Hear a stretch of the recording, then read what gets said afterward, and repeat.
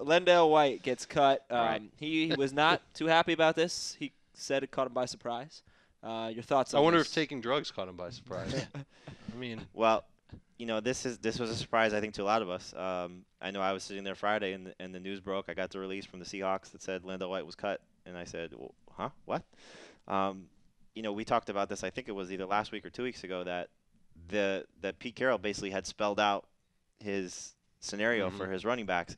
Well, he didn't spell out that White wasn't going to be a part of it. So this opens the door for Justin Forsett to really establish himself as the guy there. Julius Jones, we were expecting him to be the one that gets cut, but now Julius Jones, I think, has a little bit of value in some deeper drafts because he's going to probably still end up sharing carries with Justin Forsett. And Leon Washington, whose recovery is taking, I think, a little bit longer than the Seahawks were hoping. He says he's right now about 95% healed. They were expecting him to be a part of this, mix as a running back. I think he still factors in on special teams. He factors in as a receiver out of the backfield. But yeah, I don't know what to make of this scenario. They now become a player for Marshawn Lynch. That was a rumor during the NFL draft. that would just make a bad situation worse. Well, not Buffalo. Would make things Buffalo a lot better. No, not that much better. I'm already ruling out Marshawn Lynch from being a huge factor in Buffalo anyway. I think he's going to get some carries there, which is going to, even if it's 5 a game, that's going to really hurt what Fred Fred Jackson and C.J. Spiller do if he goes to. So who would you rather see hurt, Jackson and Spiller, or Forsett and Leon Washington? Well, I think if you're looking at it from a scenario right now, if you can relieve one of those situations, because it's still a mess in Seattle, even the way it stands right now. Yeah, it's a better. little bit better. It's We're, better. we're down to the three-headed monster instead of four. But it's really a two-headed monster. It's the same thing they had last year. Leon Washington will be third downs if anything. I don't think that changes. If he's healthy. Exactly. And so. Yeah, I guess it's it's just shuffling parts around. I mean, I wasn't drafting LenDale White in any of my leagues anyway. Were you? Were you looking at him with the late round pick? Yeah, I was looking at a lot of other guys. Well, you look at what he had the potential to bring, getting reunited with his college coach. Talking about gaining more weight, using him in that role he was in 2 years ago when he scored 15 touchdowns. Mm-hmm. That's hard to pass up. With a late round pick. You're talking about a fifth running back. Somebody with a late round flyer. I did that experts draft. He went before Forsett did. So yeah, that shows and to me that's crazy. I know agree. you would have never done that. Yeah, either. no, but it shows you what the industry is thinking. That LenDale White was expected to be this factor in Seattle that they went out and traded for him, reunited with Carroll, whole in their backfield from what they were looking at. But the minute I talked to him at the coaches' breakfast. I had a big smile on my face because of what he said about Justin Forsett in terms of Pete Carroll. Pete Carroll said, Justin Forsett is a guy we like a lot. His chance to be, solid addition to our backfield, 5 yards a carry last year. Those type of numbers you like. And Pete Carroll obviously is looking at it and saying, okay, we really don't have to worry about what we have now because we have this kid that can be our guy. And it sounds like LenDale's going to get a 4-game suspension for substance abuse. And nobody's going to touch him. Could be alcohol, could be drugs. If his college coach cuts him, yeah, that's a bad sign. Yeah. That really shows you that he's probably not going to find a job. Yeah. And truth is that he's a nice, fun-loving kind of guy. I've talked to him a couple of times via Twitter and other email and whatnot, but he's obviously done something pretty stupid to fall off the team like this. We have an update on Antonio Gates' foot. He had plantar fasciitis. How's he doing? Well, he has plantar fasciitis. Something I think he's going to play with throughout the course of this year. You're looking at a scenario where it's much better than I think we first feared when he was missing mini camp practice to go to a foot specialist in North Carolina. Yeah. He could have done that at any point, and it wouldn't have raised any sort of red flags because he could have gone, when no media was around, when nobody's looking at the team, and he goes during this time. But he says it was because that was when the appointment was scheduled for. But he comes back to San Diego, makes it there for the last day of mini camp practice, doesn't practice with the team, but he's out there. And it goes to show that he's going to be okay. All the reports out of San Diego is it's just something minor. It was just a checkup to make sure there's nothing further down the road. But still, this is a guy that's dealt with hip injury, that's dealt with the foot problem. He's played through toe. He's everything. played through, but he's getting older at this point. And, he is. I think this might be his last big year, and I think it could be a really big year for him. You gotta worry just a little bit. I agree with you. I think he's going to be fine. He's going to still put up he's tough, big numbers. He played through a lot. Sure, but it's just still something to keep an eye on. You want to make sure during training camp he's out there practicing. Especially that's around draft time, and you probably won't see him a lot during the preseason games because veterans don't tend to, especially if they're dealing with any sort of minor injuries, they won't be out there playing a lot. But still something to keep an eye on when you talk about Antonio Gates, who a lot of people are going to take him as early as round 4. Yeah, as of right now, don't let the foot scare you from drafting him. He should be fine. What about the position battles in Houston? You got Jacoby Jones and Kevin Walter.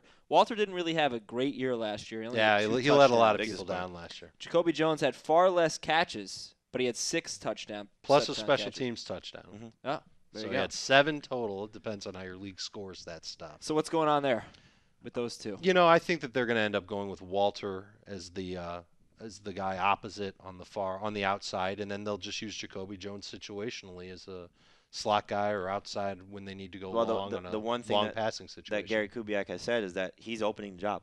He said that Jones is going to be able to compete with Walter this year, which right, but I still think Walter's I agree. way more refined and polished. Yeah, for the and role. it makes sense to have more of a possession guy opposite Andre Johnson because, again, that second read allows you to look for a guy. You're putting 2 big play type receivers on the field at the same time with no one else there, especially Owen Daniels, who the latest report is that he's not going to be ready for training camp. So that's going to really, I think, allow Walter. That's when we thought Walter was going to step up and play big last year was when Daniels went down. He got off that slow start. Daniels really stepped up and played big, and then Walter comes on and really doesn't do anything again. No. So the sort of the second receiver opportunity there for Houston when you factor in the tight ends as well. I know we've talked about this, with Graham, with Dreesen, with Hill and with Casey, all these guys sort of trying to fill this Daniels role as well. And then Kevin Walter and Jacoby Jones. I agree. I still think it's Kevin Walter, but this is something to keep an eye on during training camp. Could be interesting. I think both guys are either late round picks or guys you can look to get off the waiver wire if they get hot. I don't think either of these guys are going to be big fantasy studs that you're going to want to draft late and really hold Walter, on your roster. I still think you can draft with. I don't know after maybe in a PPR league, but after last year he was a huge disappointment. Sure, and, but the 2 years prior, and Daniels is coming back. Like at some point, Owen was going to be on that field, and that's going to take away even more. The 2 years prior to last year, Walter was phenomenal. He was phenomenal, but Owen Daniels wasn't. Well, Daniels still good. He was good, but he wasn't like he was in the first 8 games last year. Let's try to sort out the backfield there with Arian Foster, Good Steve luck with Slayton, Ben Tate. Well, I'm not doing anything. Sure. You guys go nuts. Good luck to us. Yeah, I still think it's Ben Tate's job, even with the hamstring problem. It's Ben Tate's job, I think, to start. And with Tate not being in there, that's opened the door for Slayton and Foster to split carries. But it's been Foster who's been used as the starter. Slayton's been used as the backup by default. job. Slayton hasn't really taken on any contact yet. Well, they're not actually hitting at this point, though. I know, so in terms of reps, Foster's been in with the first team. Slayton's been in with the second team. I think they're monitoring Slayton. I would agree, but it's just interesting that Foster was a guy that we just sort of shoved Foster to the side and said, okay, it's Tate Slayton. He's going to need for Foster to make an impact. You're going to need Tate to stay off the field even longer than he is, and for Slayton's neck to not rehab all the way, or his nerves to be all the way back when he has a visit with the doctor. I think it's this month, or is it early next month? It's coming up soon. And just another interesting. It's a mess again, though. Running back situation that's a mess, and Dave's already said he's not drafting any of these guys, and I'm starting to agree with him. Washington at their OTA practice on Tuesday when we're recording this podcast, it started out with first team reps was Larry Johnson, Clinton Portis, Ryan Terrain, Willie Parker in that order, and then in the second time around through it was Portis, Johnson, Parker, and Terrain was the fourth guy. So the report came from the Redskins official team website, and they said that for the most part, Portis has been the guy getting the first team reps, but it's still interesting that they're starting to work Larry Johnson in there as well. I would draft Larry Johnson. In fact, I'm targeting him with my third to last pick in every draft this summer. I just think that he's the healthiest of them all. I'm not sure he will, but if he does, I'm going to grab him there. I think he's got a shot to really make a real impact in fantasy this year. He's the healthiest of the bunch, has a lot to prove. He's got the proverbial Jason Horowitz chip on his shoulder type of thing, playing for the team he grew up rooting for. Portis takes one hit to the head. He's out 8 games, and it's going to be LJ's job because Willie Parker can't do it.